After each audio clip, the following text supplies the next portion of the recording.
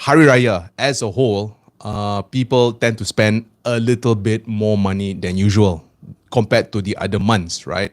So the whole thing of it all is that during this particular month, we need to. I've seen some families actually spending a fair bit on their clothing to make sure that all the colors matches between the men and also the ladies lah, right? So and I've been seeing this particular brand also on the social media circles, right, where we can see baju Melayu, which costs about 200 ringgit per baju Melayu, right? And let's say if even the baju kurungs, right, it costs maybe 200 ringgit. And if it's a family of 5 people, it's basically 200 ringgit multiplied by 5. That'll be 1,000 ringgit just for clothes. And this is just for the first day, right? And and if you want to go even more lavish, the first day, the second day, we have 2 different sets of clothes, right?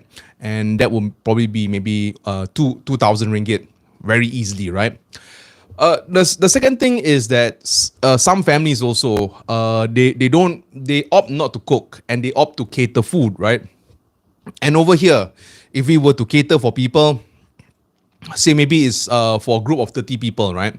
So if 30 people, each person maybe costs about 30 ringgit, multiplied by 30 people, that would be about 900 ringgit just for catering food, right? So I think there's an argument which says that every Hari Raya, the expenditure tends to increase. That being said, there are also some families which actually have a very moderate Hari Raya, right? And one of them is basically my family lah. When I was growing up, I still remembered that my dad never bought any baju Melayu. We never color coded any of the baju Melayu, and every year he will wear the same baju Melayu, which he's been wearing for the past 5 years, right? Every year you wear the same baju Melayu, and every year, even me, I have the same baju Melayu, and I've been wearing that for many years, right? So every time when we come as a family, we are a bit colorful compared to the other families, right? So maybe my dad will wear a purple baju Melayu, my mom will wear something red, and I will wear something blue, and then my sister will wear something orange, right? And then overall, you know, it looks like a very colorful event, right?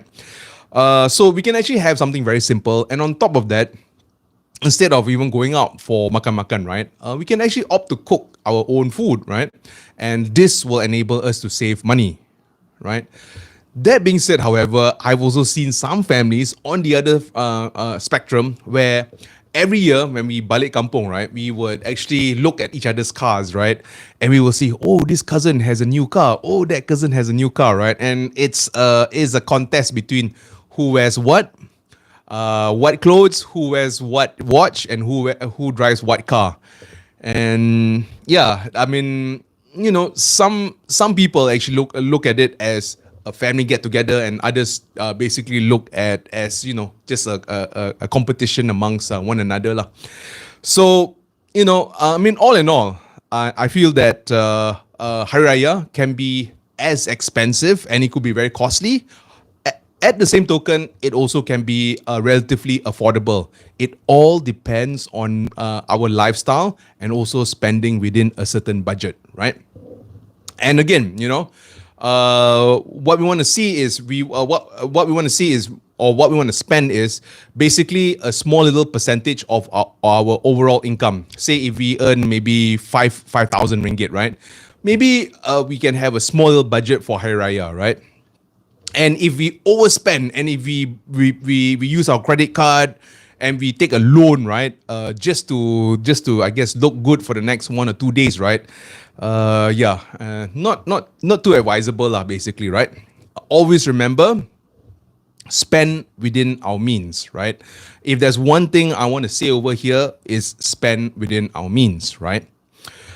Another thing which I noticed overall, right? Why many people are saying this year is the Hari Raya, the one of the more expensive Hari Rayas, is basically this, right?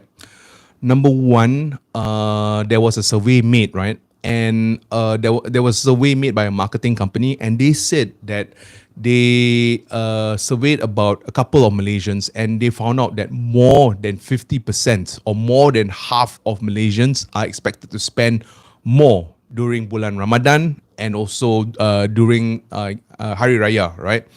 And the two big items that most families will spend on are these two things. Number one is food, right? So this is during bulan Ramadan lah, where we want to go to the bazaar, we want to buy stuff, and we go, and sometimes some families, they go to hotels, and they like to actually, try different types of food, right?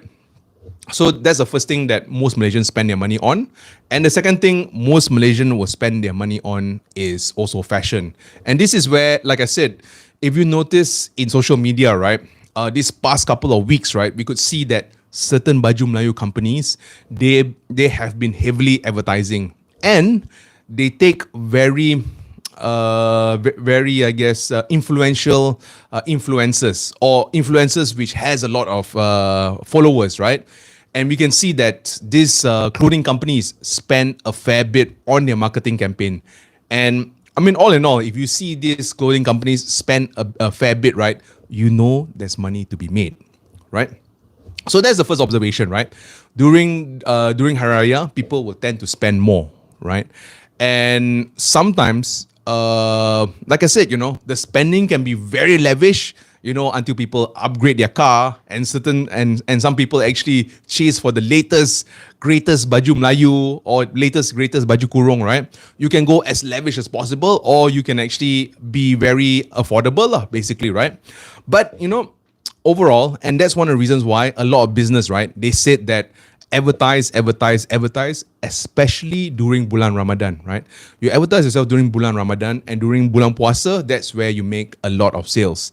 And some of these Baju Melayu companies, they actually made they made quite a profitable, I guess, sales campaign lah, right? So that's the first observation, right? People will tend to spend more during Hari Raya. Second observation is this lah, whether you want to run away from it, right? Is this basically this: if we were to look around, right, more and more, these past couple of months, we can see that things are getting more and more expensive, right? Food items. And I'll give you an example. If back maybe a couple of months ago, right, we can find local rice, and local rice would be priced at, I think, 26 ringgit per 10 kgs. 26 ringgit for 10 kgs. That being said, right now, it's next to impossible to find local rice. And most of the rice that we consume are all imported rice. And even when I went up to Kedah, right? And the irony is, Kedah is the rice bowl of Malaysia, right? And my kampung is Kedah lah, basically. I went up to a Kedai Runcit in Kedah. We couldn't even find local rice. I mean, I find that quite ironic lah, basically, right? But anyway, when I was trying to find rice, right, very hard to get. So when we cannot find local rice, we have to consume imported rice lah. No choice, right?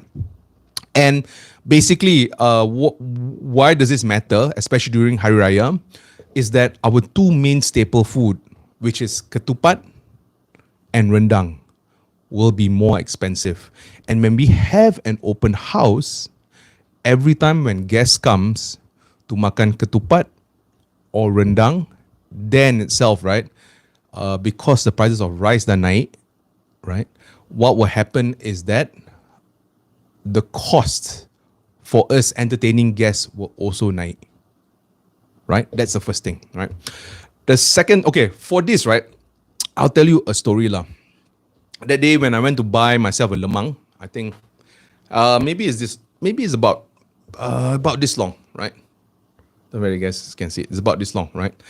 And again, this was over in Kedah, right? And I thought, right, since it was only rice, and since it was cooked in a bamboo, it should come up at most below 10 ringgit, right? Maybe 7 or 8 ringgit. But when I went from one lemang guy to the next lemang guy, overall price was about 15 ringgit. So I was thinking to myself, whoa, I mean, 15 ringgit just for rice, and just for rice, and because lemang is basically rice, coconut, and also rice santan, and also some salt, right? And I thought to myself, and this is Kedah, the rice bowl of Malaysia, right? I mean, it should be relatively cheaper in theory. but it ended up being relatively expensive, lah, right? So yeah, I mean that's the second reason, right? If we were to look at things right now, it is more expensive, right? Things are getting so expensive. And like I mentioned, like even rice, right? If when rice prices increase, what will happen is that our ketupat and lemang, right? Every time when a guest comes to our house and when we have to entertain guests, it's a bit expensive, right? So that's the first thing. The second thing is harga kuih muih pun dah naik, right? So let me give you an example lah. Back in the day lah, I still remembered when I used to go to the bazaar Ramadan, right? A small curry puff would cost me 50 cents, right? A small curry puff, right? And even back then, I used to complain 50 cents was expensive, right? Was expensive. Right now, if you want to go to bazaar, you buy your curry puff, right?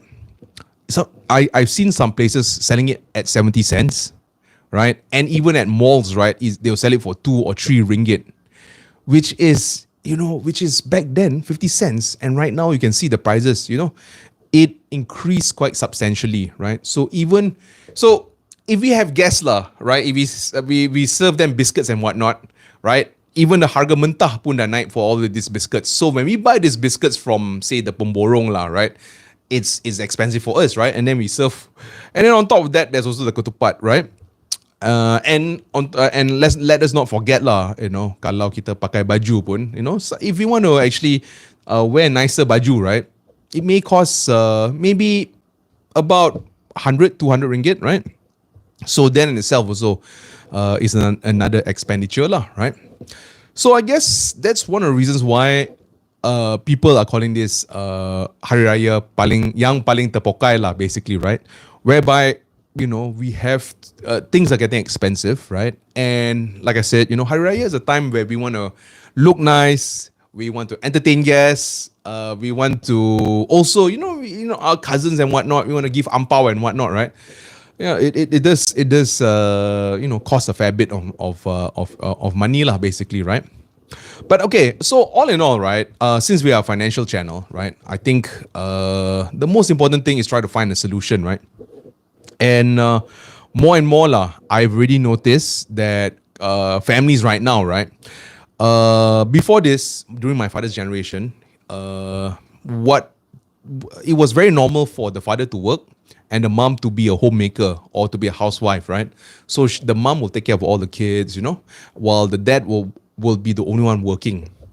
Right now, with inflation and with things getting more and more expensive, I can see more and more families have adopted for a husband and wife to work, right? And when you have dual income, that will help cushion the inflation lah, right? But that being said, also, sometimes even if you have 2 people working, they still find it very expensive. They cannot maintain a particular household, right? I mean, in between kids going for tuition, in between taking care of our parents, their healthcare and whatnot, and also our needs also, right? Things tend to be a bit expensive, right?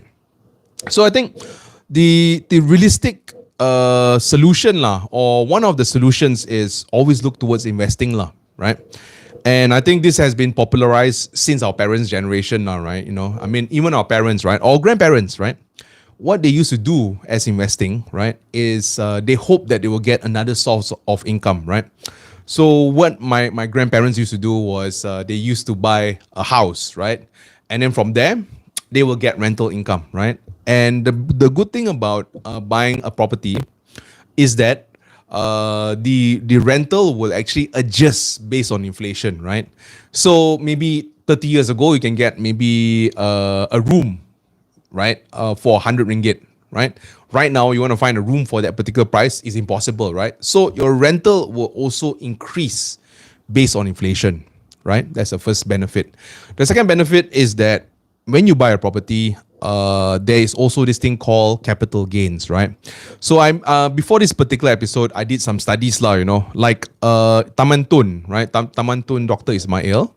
During the 1990s, their property, one of the houses would cost 300,000 ringgit sahaja. 1990s. Okay, let me tell you this to blow our minds. 1990, a house in Taman Tun would cost about 300,000 ringgit sahaja. That being said, today, that particular same house would cost 1.5 million. So not only the rental will adjust based on inflation, but the prices of property will also adjust in inflation. So basically, when you buy a property, your money is hedged against inflation, right? Your money is hedged against inflation. But that being said, right, I mentioned this in my previous episode, lah, right? I mean, property is expensive. Who can afford to buy such expensive things, right? So I think one of the other assets is stocks, lah, basically, right? And stocks, how we make money is we make money via capital gains, and how we can get income from capital gains is when we buy a stock for a cheap price and sell it for a more expensive price. Let me repeat this again. When we buy something for a cheaper price and we sell it for a more expensive price. And I've been giving this particular example many times on my channel. There's this particular stock called UEM Sunrise. It's a property stock. Within 1 year, the stock was, I think, a couple of cents. I think it was 25 cents or something.